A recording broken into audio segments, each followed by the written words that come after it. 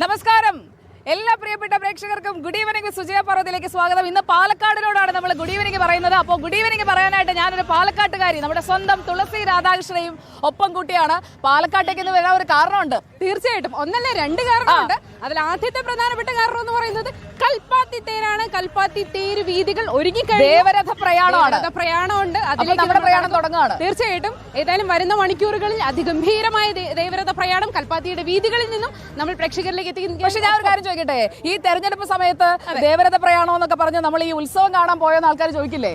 അതൊരു ശരിയാണ്. ഏതായാലും പാലക്കാട്ടെ തെരഞ്ഞെടുപ്പ് ചൂട് കൂടെ നമുക്കൊന്ന് പരിശോധിക്കേണ്ടത്. ഈ ചൂടിന്റെ കൂടെ അത് ഇങ്ങനെ കിഡിലനാക്കി ഏറ്റവും വൈബോടെ അത് പ്രേക്ഷകരെ എത്തിക്കണം എന്നുണ്ടെങ്കിൽ ഈ സായാഹ്നം അത് അതിഗംഭീരമാക്കണം എന്നുണ്ടെങ്കിൽ വൈബുള്ള ഒരാളൂടെ നമ്മുടെ കൂടെ വേണ്ടേ? തീർച്ചയായിട്ടും വിളിക്കാം. തീർച്ചയായിട്ടും ദീപക് വലയപ്പ. ദീപക് ഇല്ലാതെ എന്ത് ആഘോഷം? അതെ അതെ, എന്ത് ആഘോഷം എന്ന് ചോദിക്കാൻ നമുക്ക് ആഘോഷമാക്കാൻ പോകുന്നില്ല. അതെ, അപ്പൊ നമ്മുടെ തുളസി പാലക്കാട്ടുകാരി നമ്മളെ ഇന്ന് രഥോത്സവം, അതായത് ദേവരഥ പ്രയാണം ഇന്ന് അതിന്റെ ഒരു പൂർണ്ണാർത്ഥത്തിൽ അനുഭവിപ്പിക്കുമെന്നാണ് പറഞ്ഞേക്കുന്നത്. ആണല്ലേ? മുൻപ് നമ്മൾ വന്നിരിക്കുന്നത് ഒരു തെരഞ്ഞെടുപ്പ് കാലത്താണ്. അതെ, ഉപതെരഞ്ഞെടുപ്പായിരുന്നു. അതെ, അന്ന് ഉപതെരഞ്ഞെടുപ്പ്, ഇന്നിപ്പോ തദ്ദേശ തെരഞ്ഞെടുപ്പിലേക്ക് നമ്മൾ കടക്കാൻ പോവാണ്. അതെ, അപ്പൊ അതുകൊണ്ട് അതിന്റെ വീറും വാശിയും ഒക്കെ എല്ലായിടത്തും കാണും. അതായത് ഈ തേരിന്റെ ചക്രം ഉരുളുന്നത് പോലെ തെരഞ്ഞെടുപ്പ് ചക്രവും നമ്മൾ ഉരുട്ടാൻ പോവാണ്. അപ്പൊ നമുക്ക് പാലക്കാട് നിയന്ത്രിക്കുന്ന ആളെ കൂടെ വിളിച്ചാലോ? തീർച്ചയായിട്ടും. അപ്പൊ Iqbal, welcome to Palakkad. Welcome. അപ്പൊ ഇക്ബാലെ, തുളസി പറഞ്ഞു ഇത്തവണ ഉത്സവമായിരിക്കും കിടിലെന്ന്. തെരഞ്ഞെടുപ്പിന്റെ ഉത്സവമായിരിക്കും അതോ തേരിന്റെ ഉത്സവമായിരിക്കും? തേര് ഉത്സവമാണെങ്കിലും ഏത് ഉത്സവമാണെങ്കിലും പാലക്കാട് കിടിലല്ലേ? കിടിലമാണ്, ആഘോഷമാണ്, അർമാദമാണ്. ഓളാക്കണ്ടേ? അതെ, ഓളാക്കണം എന്നുണ്ടെങ്കിൽ നമുക്ക് നമ്മുടെ ഐറ്റം ഉണ്ട്. നമുക്ക് നമ്മുടെ ഏട്ടന്മാരുണ്ട്. ഏട്ടാ ഓളാക്കല്ലേ? ഓക്കെ, ഓളാക്കി കൊടുക്ക. അപ്പൊ നമ്മളെ തെരഞ്ഞെടുപ്പ് ചക്രവും തേരിന്റെ ചക്രവും ഒന്നിച്ചുരുളുന്ന തെരഞ്ഞെടുപ്പിന്റെയും തേരിന്റെയും ഉത്സവത്തിലേക്ക് എല്ലാ പ്രിയപ്പെട്ട പ്രേക്ഷകർക്കും സ്വാഗതം. Action begins here.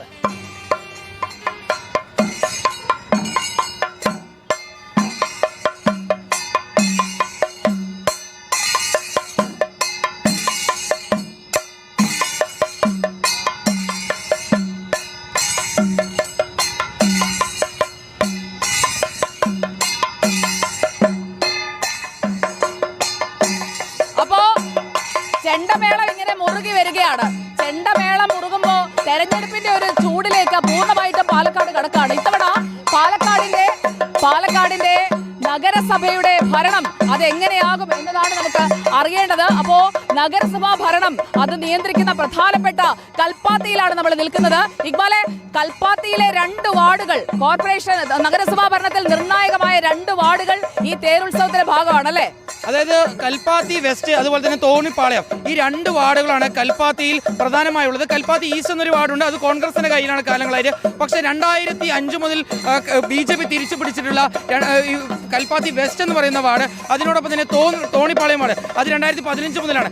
ആ 2 വാർഡുകളാണ് നിർണായകമായിട്ടുള്ള വാർഡുകൾ. പ്രത്യേകിച്ചും ലോക്സഭാ തെരഞ്ഞെടുപ്പ് ആയിക്കോട്ടെ നിയമസഭാ തെരഞ്ഞെടുപ്പ് ആയിക്കോട്ടെ BJPക്ക് നിരവധി വോട്ടുകൾ അവിടെ നിന്ന് കൊണ്ടുവരുന്ന ഒരു വാർഡുകളാണ്. പക്ഷെ ഇത്തവണ അങ്ങനെ ആകുമോ? അതാണ് നമുക്ക് അറിയേണ്ടത്. അപ്പൊ നമുക്ക് ഈ ചെണ്ടമേളവുമായിട്ട് നേരെ കൽപ്പാത്തി പോയാലോ? റെഡിയാണോ? ഇനി കൽപ്പാത്തിയില്ലേ? അപ്പോ നേരെ കൽപ്പാത്തിയിലേക്ക് ചെണ്ടമേളമുണ്ട്. അതോടൊപ്പം തെരഞ്ഞെടുപ്പിന്റെ റിപ്പോർട്ടറിന്റെ തേരും തയ്യാറാണ്.